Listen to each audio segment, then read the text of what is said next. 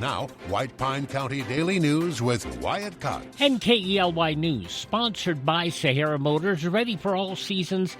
The Kawasaki Ridge XR Crew Limited HVAC side-by-side keeps cool in the summer, dry in the rain, and warm in the winter. Conquer any trail, creek, or blizzard while staying comfortable the whole way. Check one out today at Sahara Motors. We have a sunny weekend ahead and not a lick of ice for Fire and Ice this weekend. Get all the details on the tons of activities going on at elinevada.net. 56 is our anticipated high today, the warmest day of the week.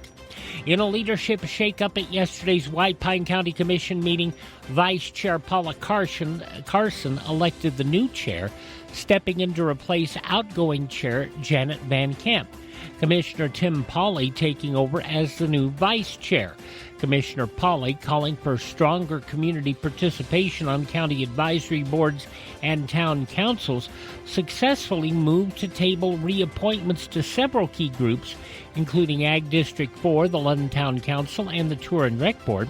Pauley arguing that the current recruitment through newspaper ads and Facebook posts just isn't bringing in fresh candidates. An anonymous source close to the commission told KELY at least one commissioner may be pushing to place more friends and relatives on these advisory positions. On the public safety front, commissioners voted to renew White Pine County's membership in the Air Med Care Network, the vital air ambulance service, for another year at $33,000. That program remaining a critical lifeline in our remote region. In a pair of close votes on compensation, commissioners approved a 2% cost of living increase for elected officials on a 3-2 vote, with Commissioners Vogler and Pauley voting no. Included in the cost of living increase was approval of the legislative-approved 35% increase in pay for commissioners from $24,513.60 to $33,660. But any discussion of a similar raise for county employees tabled on a 4-1 vote, with only Commissioner Van Camp opposed to delaying the conversation. Concerns are growing over medical care and staffing at Ely State Prison as lawsuits and staffing shortages continue to draw state attention. Court records detail the case of an inmate identified as Scott who was incarcerated at Ely State Prison, and says repeated delays in medical care led to a diagnosis of stage 3 colon cancer in 2020. After collapsing during a firefighting training assignment, Scott was hospitalized and later underwent major surgery, chemotherapy, and additional treatments after his release. He claims earlier treatment could have prevented the cancer from advancing. Nevada Department of Corrections denies any wrongdoing. Another case involves Gregory Wolf, who says he repeatedly requested cataract surgery while incarcerated, including at Ely State Prison, but faced years of delays. When surgery was finally performed, doctors reportedly described his condition as severe. Wolf is now blind in one eye with limited vision in the other, and doc attorneys also deny those claims. These cases come as Ely State Prison faces severe staffing shortages. State officials say the prison has no permanent medical doctor on site, relying instead on physician's assistants, forcing inmates to be transported elsewhere for advanced care. As we reported yesterday, the Board of Examiners this week approved a critical labor shortage designation for Ely State Prison, enabling the temporary rehiring of retired correctional officers and physicians. Governor Lombardo and NDOC leaders say recruitment challenges, especially in remote areas like Ely, remain a major issue as inmate deaths and legal costs continue to rise statewide. Sheriff's Office handled a range of calls on Tuesday. In Ely, deputies investigated a minor accident at a county facility after a driver backed into another vehicle. Several juvenile-related calls were reported, including a student turning in a vaping device, complaints of name-calling at school, and juveniles riding bikes and scooters in a church parking lot before leaving the area. Deputies also responded to a trespassing complaint and conducted welfare checks, including one at an Ely apartment complex where an individual was later found deceased. The death of Corey C. Cameron of Ely remains under investigation. Other calls included an ongoing fraud case involving a payroll phishing email and a vandalism report involving eggs thrown on a vehicle.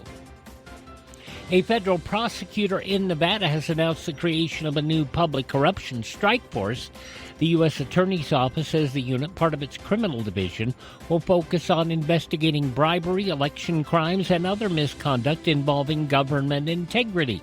First Assistant U.S. Attorney Sigal Chattah called public corruption a long-standing problem affecting Nevada's economy and quality of life.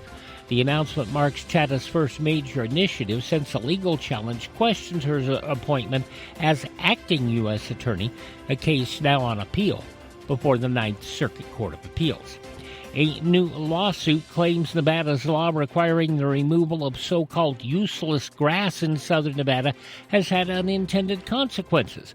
Filed in Clark County District Court, the suit alleges the policy has led to the loss of as many as 100,000 mature trees across the Las Vegas Valley, causing an estimated $300 million in damage.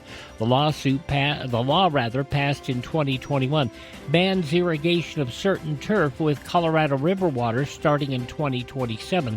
Plaintiffs argue grass removal near sidewalks and streets is killing shade trees and hurting neighborhoods, while the Southern Nevada Water Authority has declined to comment on the lawsuit.